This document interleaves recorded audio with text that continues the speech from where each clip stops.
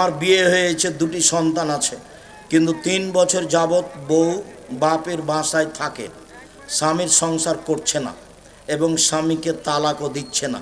স্বামীর করণীয় কি? তুমি উকিলের পরামর্শ নিয়ে তালাক দিয়ে দাও। এইভাবে ঝুলন্ত সংসার রাখা হবে না। এভাবে ঝুলন্ত শরীয়ত তো বোকা নয়, আপনাকে বিপদে ফেলতে রাজি নয়। সৌদি আরবে 3টা জিনিস তারা ভাবে না, একটা হলো তালাক, একটা হলো বিবাহ, আর একটা হলো মানুষ মরা। কে মরলো, কোথায় মাটি হলো, এ নিয়ে তাদের চিন্তা ভাবনা নাই। আলবানী রাহিমাহুল্লাহ মরে গেছেন, কে জানাজা করলো হিসাব নাই। বিবাহ অত জটিল কিছু নয়, তালাক অত জটিল কিছু নয়। যেটা আমরা বুঝি, আপনি বউ তালাক দিয়ে অন্য জায়গায় বিবাহ করেন। তবে আমাদের পরামর্শ থাকে, আপনি আসলেই চাপ দিয়ে চেষ্টা করে দেখেন, লোকজনকে দিয়ে, গ্রামবাসীদের আত্মীয় দিয়ে, যদি সম্ভব হয়, কেননা ছেলে মেয়ে আছে, সম্ভব না হলে তাকে তালাক দিয়ে দিবেন, এটাই ঠিক। ও হলো হস্তিনী বউ, ও হলো হস্তিনী বউ, সংসার ধ্বংস করতে এসেছে। বর্তমান সময়ে দেখা যায় সমাজে অনেক ছোট ছোট মাদ্রাসা গড়ে উঠেছে, যা শুধুমাত্র ব্যবসা করার জন্য। এভাবে উপার্জিত টাকা কতটুকু হালাল? যদি লক্ষ্য উদ্দেশ্য ভালো থাকে, সত্যিই ছেলে মেয়েকে শিক্ষা দিব, এরকম পথঘাট থাকে, তাহলে সেটা ঠিক, অন্যথায় এই পরিকল্পনা হারাম হবে। হিন্দু শিক্ষকদেরকে আমরা কি বলে সম্মান করব? বলবা ধন্যবাদ, আর কিছু না। যদি বলো ওয়ালাইকুম আসসালাম, আসসালাম, একটা চলবে না। আমি যখন লন্ডনে গেলাম, তো হলো কুড়িগ্রামের লোক, ওখানে গেছে কাজ করতে, ছেলেরা বড় হয়েছে, তো এখন সকালে আমাকে নাস্তা করতে নিয়ে গেছে। বাড়ি থেকে ছেলেটা বের হচ্ছে, আর ওর বাপ আমার আগে আগে বাড়িতে ঢুকছে। তখন ছেলে বলছে গুড মর্নিং, তো বাপও বলল গুড মর্নিং। কারণ আমি আর কি বলি, আমি এখন খেতে বসে বলছি, ভাইজান, লন্ডন টাকা ইনকাম করতে এসেছি, আদর্শ বিক্রি করতে আসেনি। তোমরা বলো তো, কয়েক কোটি গুড মর্নিং যদি এক জায়গাতে জমা করা যায়, তাহলে কিছু লাভ হবে? আর যদি আসসালামু আলাইকুম, তাহলে সাদিয়ানা হলো আদর্শ। তা আমি তো সংক্ষিপ্ত করতে চেয়েছি, নাহলে আদর্শ কি জিনিস সেখানে দেখাতাম। 1 গ্লাস পানি দিলেন আপনি, তা আমি বললাম থ্যাংক ইউ, আর আমার ভাইজান বললেন জাযাকাল্লাহ খায়। কয়েক কোটি থ্যাংক ইউ এক জায়গায় জমা করো তো দেখি কি হয়, আর জাযাকাল্লাহ খায়ের একটা জমা করো দেখি কি হয়। কিয়ামত পর্যন্ত সব মিলে সবাই যদি থ্যাংক ইউ বলে, সব থ্যাংক ইউ যদি এক জায়গাতে জমা করা হয়, তো একবার জাযাকাল্লাহ খায়ের বললে যেটা হবে সেটা হবে না। ওটা আদর্শই নয়, ওটা ইহুদি খ্রিস্টানের আদর্শ, যেটা আল্লাহ রাসূল বলেছেন আমার উম্মত ওদের সাথে মিশে যাবে, সব কিছু তাদের হবে। মাথার চুল উপরে আছে, চতুর্দিকে নাই কেন? এটা হলো ওদের আদর্শ। পোশাক কেন তোমার এমন, প্যান্টটা কেন টাকনুর নিচে? দুঃখিত। শিক্ষা অর্জন করো আদর্শ সহ, না হলে জাহান্নামে চলেই গেছে এসব মানুষ, ঢোকেনি কেন, মরেনি এই জন্য। ইহুদি খ্রিস্টানদের নীতিতে জীবিকা নির্বাহ করে জান্নাতের আশা করা যায়? ওয়ালাইকুম। ইহুদি খ্রিস্টান ও রাসূলের সামনে বসে থাকতো, বলবো আসসালামু আলাইকুম, খালি যদি রাসূল বলেন ওয়ালাইকুম আসসালাম, তাহলে তো কাজ হয়ে গেছে, তাই জান্নাত চলে যাবে। তাহলে রাসূল বলতেন ওয়ালাইকুম, মানে এই পর্যন্ত, আর সালাম বলতেন না। তাহলে তোমরা যা বললে ওটাই তোমাদের উপরে, আমি কিছু বলবো না। বলতে চাচ্ছি যে মুসলিম শিক্ষককে আমরা সালাম করি, ঠিক আছে। সুদখোর মানুষকে মসজিদ কমিটিতে নেওয়া উচিত হবে কি? পরহেজগার মানুষ মসজিদের কমিটি থাকবে, সুদখোর নয়। আসসালামু আলাইকুম। বর্তমানে 90% মানুষ নাকি, ঠিক আছে, মানুষ সুদের সাথে জড়িত। অতএব সুদের টাকা মসজিদ মাদ্রাসায় দান করা যাবে? সুদের টাকা দিয়ে মসজিদ হবে না। মাদ্রাসা করলে এতিম টেতিম আছে, ওই দিক দিয়ে পার হয়ে যাবে, আপনি নেকি পাবেন না। মাদ্রাসায় অসহায় ফকির মিসকিনকে দিয়ে দিতে পারেন, নেকি হবে না। মসজিদে এই টাকা লাগানো যাবে না। জাযাকুমুল্লাহ খায়ের, শুকরিয়া। আরও আছে। দিন কায়েমের সঠিক অর্থ কি? দিন কায়েমের সঠিক অর্থ হলো, দিন কায়েম মানে তাওহীদ কায়েম, একাত্মতা। সবকে ঘোষণা করতে হবে আল্লাহ একজন, যদি নেতৃত্ব দেওয়া হয় তাহলে ফেরাউন তো ডুবে গেল, মাঠ তো খালি। তো এবার মশা গিয়ে দখল করলেই তো হয়। মাঠে কেউ আছে? ফেরাউন তো সদল বলে ডুবে গেছে। সদল বলে, কথা বলার মতো কেউ নাই, কথা বলার মতো। কয়েকশো বছর যাবত ভালো পরিবারের মহিলারা কাজের মেয়ের সাথে সংসার করেছে। তার মানে দেশে তো কোনো পুরুষ মানুষই নাই, সব ফেরাউনের সাথে মারা গেছে। কথা বুঝতে পারছেন ভাইজান? সব ফেরাউনের সাথে মারা গেছে, দেশ খালি। দু একজন মানুষ মুসলমান, তারা আবার পার হয়ে চলে গেছে ওই সাগরের ওই পারে। এই পারে কেউ নাই, এই পারে আছে কাজের মানুষ আর মহিলারা। জি, যার কারণে ওই মানুষ সমাজটা গোলাম হয়ে গেছে। তোমরা আব্দুল্লাহর বক্তব্য শোনো, তাহলে বুঝতে পারবে আমরা গোলাম কোথায়, মুসলমানেরা কোথায় কোথায় গোলাম। গোলামি করে দেশের খিদমত করবে, এটা হয়? মেধা ভালো, বড় ডাক্তার, লন্ডনে একটা ভালো রেজাল্ট করেছে, কিন্তু ওকে একটা চাকরি দিয়েছে সুইপারের প্রধান, বেতন দিয়েছে 5 লাখ। তখনও ভাবলো যে আমি যদি দেশে ফিরি, পিজিতে যদি ডাক্তারি করি তো বেতন 3 লাখ পাবো, তো এখানে তো 5 লাখ, আমার এই সুইপারই ভালো, সুইপারের দায়িত্ব হয় ভালো। তুমি বিশ্বাস করো, কোনো মেধাবীকে কোনো কাজ দেবে না। তুমি পড়ে দেখো, আব্দুল্লাহর বক্তব্য শুনে দেখো, কোনো মেধাবীকে কোনো কাজ দেবে না। ওরা এটা তো চায় না। আমাদের ছেলেরা পদ্মা সেতুর হলো কামলা, আর ইঞ্জিনিয়ার তারা ওরা। এখানকার যারা বড় শিক্ষিত উচ্চশিক্ষিত মানুষ, তবু সে খাতা কলম নিয়ে এই অফিস থেকে ওই অফিসে যায়, বেতন ও যা পাবে বাইরে তার চেয়ে বেশি দিয়েছে, বাস, আর কিছু না। আবারও তো ভাবছে যে আমি সিটিজেন পেয়ে নিয়েছি, দেশের নাগরিক, লন্ডনের নাগরিক। বাপও খুশি, মাও খুশি, বাপও খুশি, মাও খুশি, ছেলেও খুশি, সবাই খুশি, খুবই খুশি। বলো দেখো কি হলো শেষে? চাঁপানো মৌজের ভাষাতে মিললো না, আমও গেল, ছালাও গেল, কাঁদতে কাঁদতে 2 চোখও গেল। জীবনটা ষোলো নাই মিছে। ভেবে দেখো, এভাবে জীবন কাটাতে হবে না। জাতির কল্যাণের জন্য পড়াশোনা করতে হবে, যা হবে হবে।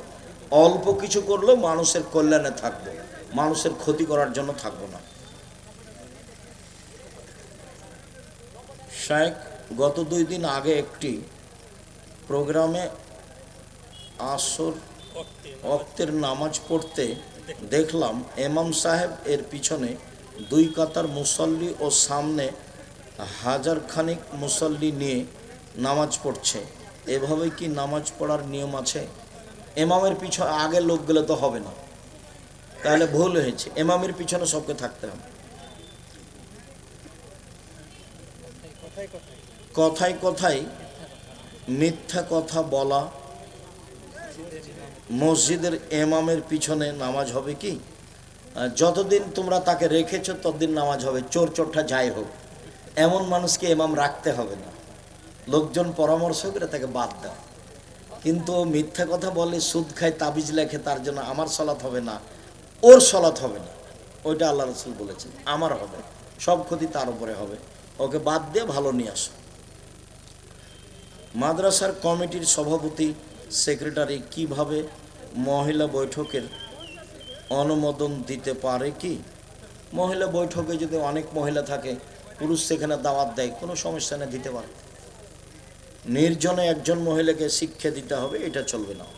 তুমি যেটা প্রাইভেট পড়াও মেয়েদের, ওইটা হবে না, ওইটা হবে না। মুসলিম হিসেবে ইবাদত আল্লাহর জন্য, রাজনীতি ইবাদতের অংশ। রাজনীতি তো আব্রাহাম লিঙ্কনের কথা। এক শ্রেণীর লোক বলে দিন প্রতিষ্ঠা করা। শুকরিয়া, জাযাকুমুল্লাহ খায়র।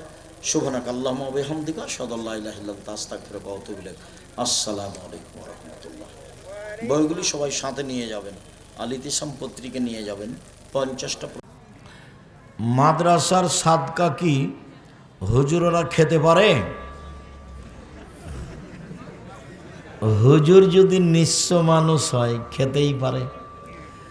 আর যদি সাদকা মাদ্রাসায় দিয়েছেন ছাত্রদের জন্য, ওরা তো ফিসাবিল্লাহ আছে, বাস ওরা তো খাবেই।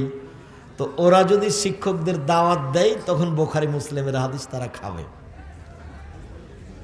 বাড়িরাকে কেউ সাদকা দিয়েছে, তা আল্লাহ রসুল ওখানে গেছেন, তো বাড়িরা রাদিয়াল্লাহু তাআলা খাবার দিয়েছেন আল্লাহ নবীকে, কিন্তু গোশত দিচ্ছেন না। বাড়িরা পাতিলে কি আছে? বলে গোশত। আমাকে দিচ্ছ না যে? বলে ওটা সাদকা। তখন বলছে আরে শোনো, তোমার জন্য সাদকা, আমার জন্য হাদিয়া। বাস হুজুরদেরকে দাওয়াত দিবে ছেলেরা, তখন খাবে। আমার মা বাড়ি থেকে বের হলে 4টা কথা বলতেন। 1, দোকানে বসিও না। 2, প্রাইভেট পড়ায়ও না। 3, বন্ধুতালি করো না। 4, মানুষের বাড়ি খায়ও না। আমার মা বলতেন পিছে পিছে বের হলে। 1, দোকানে বসিও না। চেষ্টা করি, 16 বছর ছাত্র জীবন, 37 বছর শিক্ষক জীবন চলছে, কোনোদিন চায়ের স্টলে বসিনি। দোকানে বসিও না, প্রাইভেট পড়ায়ও না, বন্ধুতালি করো না, দাওয়াত খায়ও না। মাঝহাব মানা কি আবশ্যক? মাঝহাব মানবেন কেন? মাঝহাব যদি মানেন তাহলে তো আর 3 জনকে অপমান করা হবে। একজনকে মানবেন, তার 3 জন কি করলো গো? এই ছেলে, আর 3 জন কি করলো? তাকে অপমান করো কেন? ইমাম আহমদ হাম্বল কোথায় ছোট? ইমাম শাফি কোথায় ছোট? ইমাম মালিক কোথায় ছোট? একজনকে মানো, 3 জনকে ছাড়ো, এই বুদ্ধি কেন তোমার? আমি অনেকের কাছে ধার করেছি, কারো নাম মনে আছে, কারো নেই। যার মনে আছে নাম তাকে দিয়ে দাও, আর যাদের নাম মনে নেই তাদের নামে দান করে দাও কিছু। এগুলো খুব কঠিন জিনিস। ধার করে দেওনি মানে মরলেই জাহান্নাম। তো ঢোকনি কেন? মরণই। এই জন্য মানুষের সম্পদ আত্মসাৎ করে জান্নাত পাওয়া যাবে না। আসসালামু আলাইকুম মহতারাম, মৃত্যুর এলান কি মসজিদের মাইকে করা যাবে? জি না, মসজিদের মাইকে এলান করা নিষেধ, এলানই নিষেধ। চিৎকার করে ঘোষণা দেওয়াকে জাহেলিয়াত বলা হয়েছে, আর মুখে মুখে ঘোষণা দেওয়া হলো সুন্নাত, এটা হলো ইসলাম, আর হলো জাহেলিয়াত। রাসূল সাল্লাল্লাহু আলাইহি ওয়াসাল্লাম বলছেন, পৃথিবীর মানুষ শোনো, মিন কুল্লি আমরিন মিনাল জাহেলিয়াত তাহাতা কাদামাইয়া, জাহেলিয়াতের যুগের যত নিয়ম কানুন ছিল সব আমি আমার পায়ের নিচে রেখে দিলাম, হলো বাতিল। চিৎকার করে মৃত্যুর সংবাদ দেওয়া জাহেলিয়াত।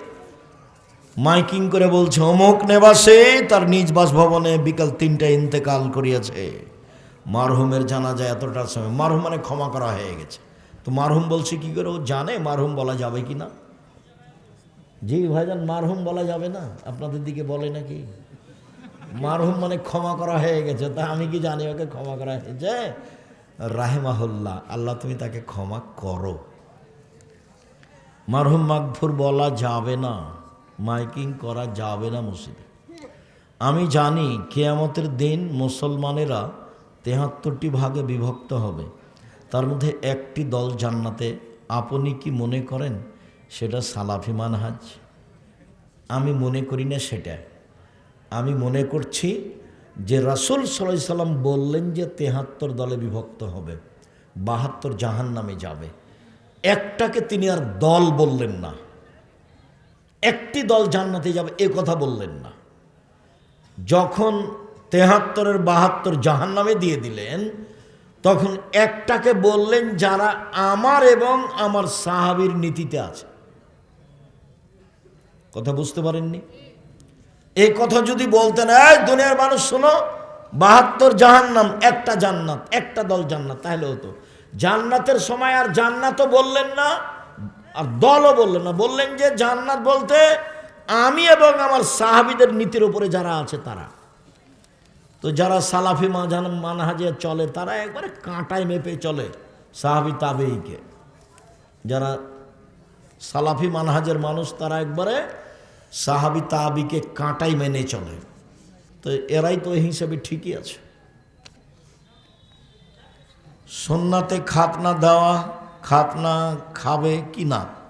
খাতনা দিতে হবে জরুরি, কিন্তু খেতে হবে দাওয়াত নেই। ফকিরকে দেন খাবার, ফকিরকে, ওটা নেই। সুন্নাতের খাতনার কোনো মুসলমানের কোনো দাওয়াত নেই, দাওয়াত নেই। আকিকা করতে হবে সেদিন দাওয়াত দিয়ে। শায়েখ আসসালামু আলাইকুম। শায়েখ, আমার প্রশ্ন হলো, মেসেঞ্জারে 3 বার কবুল বললে কি বিয়ে হবে? মেসেঞ্জারে 3 বার কবুল বললে এইভাবে হবে না, কণ্ঠটা মোবাইলে শুনতে হবে 2 জন সাক্ষী সহ।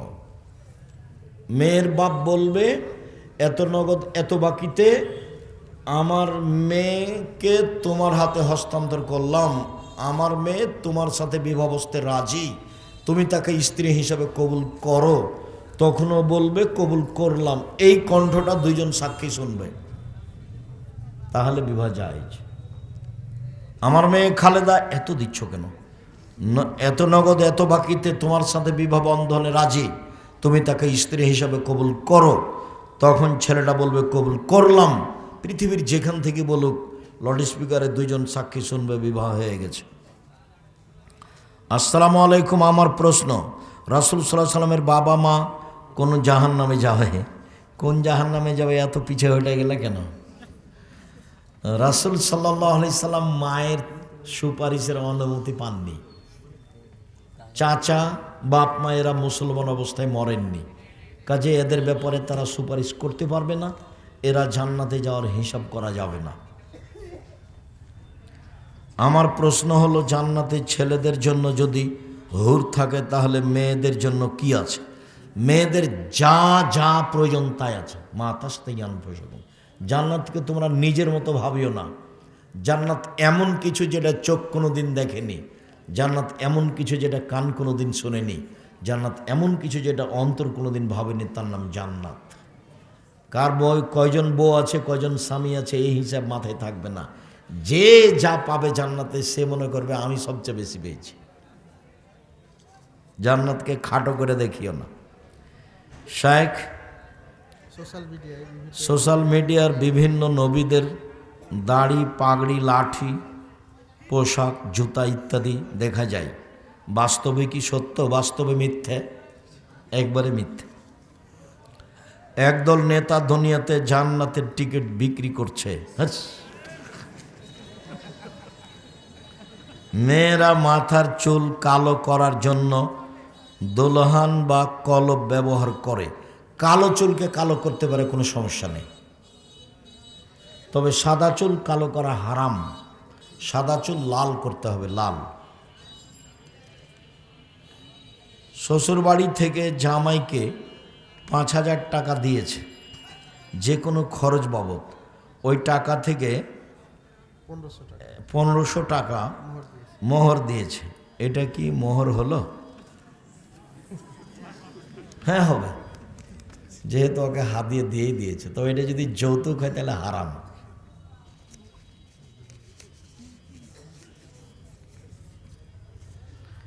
জানুয়ারি মাস অনুযায়ী বছর শুরু করা যাবে কি? সমস্যা নেই, তবে ওদের থেকে আমাদেরটা আরবি মাস অনুপাতে বছর শুরু হয় উত্তম। বিভিন্ন সমস্যার কারণে ওটাকে মানুষ গ্রহণ করছে। রবীন্দ্রনাথ ঠাকুরের লেখা বই কি পড়া যাবে? তার বিরোধিতা করার জন্য পড়া যাবে, তাকে মূল্যায়ন করার জন্য নয়। আমি একজন সরকারি চাকরিজীবী, এখন জাতীয় সঙ্গীত গাইতে হবে, চাকরি ছেড়ে দেন। জাতীয় সঙ্গীত গোটাটাই শিরক। রবি ঠাকুরের গানকে জাতির কাছ থেকে বিদায় করার জন্য জন্ম নিয়েছি, এ কথা বলবে আমি মুসলিম চিররণবীর। ঠাকুর আবার কে? ঠাকুর জাতির শত্রু, ঠাকুর বাঙালিদের শত্রু, ঠাকুর মুসলমানের শত্রু, ঠাকুর ঢাকা বিশ্ববিদ্যালয়ের শত্রু। ঠাকুরের গানকে পায়ের নিচে রেখে দেওয়ার জন্ম নিয়েছি, ওকে মুখে আনবো মানে? ঠাকুরের গান শুরু থেকে নিঃশ্ব পর্যন্ত সম্পূর্ণই শিরক, গোটা জাতিকে দিনরাত মুশরিক করছে। এই জন্য তোমাদের উপর আফসোস, তোমরা পড়াশোনা শিখো না কেন? না পড়াশোনা করে আজীবী বলছে যে আমি বড় ডাক্তার, আমি বড় ইঞ্জিনিয়ার। তোমাকে দেখে আমার খুব কষ্ট হয়, তোমাকে দেখলে মনে হয় তুমি প্রতারক, ডাক্তার নও, তুমি ইঞ্জিনিয়ার নও, তুমি প্রতারক, তুমি চোর, ধোঁকাবাজ। সবাই একরকম এ কথা বলি না, কথা মুখ খোলে না কেন? মুখ খোলে না কেন? ঠাকুরের গান কেন? 60-70 বছর থেকে 100 বছরের মধ্যে এই সারা বাংলাদেশে এমন একটা ছেলে জন্ম নেয়নি যে একটা গান বলতে পারে, যার গান স্কুল কলেজে চলবে। ফাজলামি করো বেটা, এমন ছেলে কেউ জন্ম নেয়নি। কত কোটি মানুষ এখন? 18 কোটি 20 কোটি। এতগুলো মানুষের কারো একটা গান চলে না? ঠাকুরের গান চলে? ফাজলামি করো এখানে। কে তোমাকে হেডমাস্টার বলেছে? আমি বলিনি। কে তোমাকে প্রিন্সিপাল বলেছে? আমি আব্দুর রাজ্জাক বিন ইউসুফ বলিনি। তোমাকে আমি শিক্ষামন্ত্রী বলিনি। আমি আব্দুর রাজ্জাক বিন ইউসুফ 1 সেকেন্ডের জন্য আপনাকে আমি শিক্ষামন্ত্রী বলি না। মেয়েদের মাথা থেকে পড়ে যাওয়া চুল ছেলে মেয়ে বা বাড়ির লোক বিক্রি করতে পারে? জি না, মেয়েদের চুল বিক্রি করা হারাম। না না, দেরি শেষ করো। কোনো মেয়ের যদি স্বামী মারা যায়, তাহলে আত্মীয় স্বজন যদি কোনো শাড়ি বা মেক্সি দেয়, এটা কি দেওয়া জায়েজ আছে? জায়েজ আছে, নিঃস্ব মনে করলে দিবে, না হলে হাদিয়ে দিবে, এই তো কোনো সমস্যা। যদি বাবা মারা যায়, তাহলে ছেলে সন্তান যে বাবার জমি ভাগ করার সময় ছেলে সন্তান যে জমিটুকু খায়, এতে এতে মেয়ে সন্তান পায় না, তাহলে কি এটা শরীয়তে জায়েজ? ও তো বসে আলোচনা করে ভাগ করতে হবে, একবারে কাঁটায় মেপে ভাগ করতে হবে। ভাগ করার পরে মেয়ে বলবে যে আমার ভাগটা ভাই তোমাকে দিয়ে গেলাম। ভাগের আগে কোনো কথা নেই, একবারে কাঁটায় মেপে ভাগ হবে। আমি আমার নিজের কথা বলছি, আমার বাপকে মাটি দিয়েছে, আগে জমি ভাগ করেছি, তারপরে খাওয়া দাওয়া। যদিও আমি একটু জমি ঠুকঠাক চিনি, আমার ছোট ভাই জমি চিনি না। আমার মা পছন্দ করতেন না, সেই জন্য আমরা জমিতে যাই না। কোনো মেয়ের যদি আর আছে, শুক্রিয়া, জাযাকুমুল্লাহ খায়র। আল্লাহ আমাদের যারা মারা গেছে তুমি তাদের কবর শাস্তি মাফ করো। আমরা যারা অসুস্থ তুমি তাদের আরোগ্য দান করো। আমরা যারা বেঁচে আছি তুমি তাদেরকে তোমার রাসূলের পদ্ধতি অনুযায়ী চলার তৌফিক দান করো। আজকে যে আলোচনা শুনলাম, নফল সিয়াম পালন করার তৌফিক দান করো।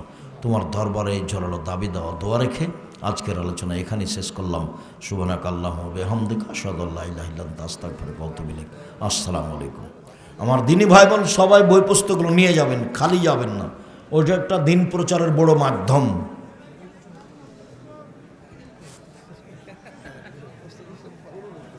হ্যাঁ,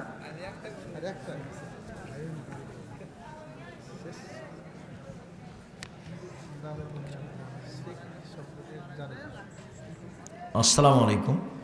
গ্রামের মহিলারা শিরক সম্পর্কে জানে না, কি কি কাজ করলে শিরক হবে যদি বলতেন, এটা তো লম্বা কথা হয়ে গেল। সূর্য ডুবার সাথে সাথে ঘরে বাতি জ্বালালেই শিরক হবে। তুলসী গাছ তুলে ফেলা যায় না, এ কথা বললেই শিরক হবে। আখাতে চুলাতে পা দেওয়া যায় না, এই কথা বললেই শিরক হবে। কুলার উপরে বাচ্চা চড়ে নিয়েছে, কুলার উপরে উঠা যাবে না, এই কথা বললেই শিরক হবে। ভাতের পাতিলে পা দেওয়া যায় না, পা দিলে দেওয়া নিষেধ, এ কথা বললেই শিরক হবে। ধানের উপর দিয়ে জুতা পায়ে দিয়ে হাঁটা যায় না, এ কথা বললেই শিরক হবে। গরুকে লাথি মারা যায় না, এ কথা বললেই শিরক হবে। টিকটিকে টিকটিক করছে, আমি ঠিক বলেছি, এ কথা বললেই শিরক হবে। জামা কলা খেলে যমজ সন্তান হবে, এ কথা বললেই শিরক হবে। সমাজে আরও অনেক শিরক আছে। চোখের কসম খেলে শিরক হবে, ছেলের মাথায় হাত দিয়ে কসম খেলে শিরক হবে, মায়ের কসম করলে শিরক হবে, মসজিদে গিয়ে কসম করলে শিরক হবে, তাবিজ গলায় দিলে শিরক হবে, মাদুলি গলায় দিলে শিরক হবে।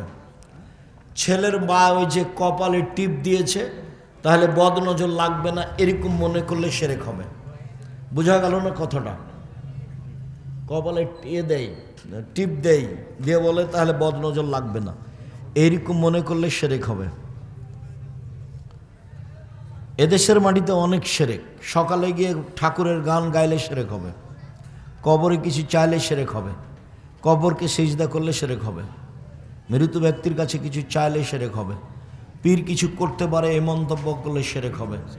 কে বড় ক্ষতিগ্রস্ত বই যদি থাকে তাহলে দেখো, সিরিয়াল শিরকের তালিকা দেওয়া আছে। আসসালামু আলাইকুম ওয়া রাহমাতুল্লাহ।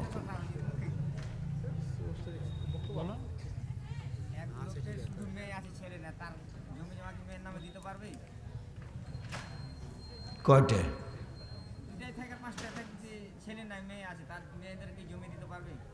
একটা হলে অর্ধেক দিবে, দুটা তিনটা থাকলে 3 ভাগের 2 ভাগ দিবে, আর 1 ভাগ ভাতিজারা ভাইয়েরা নিয়ে নেবে।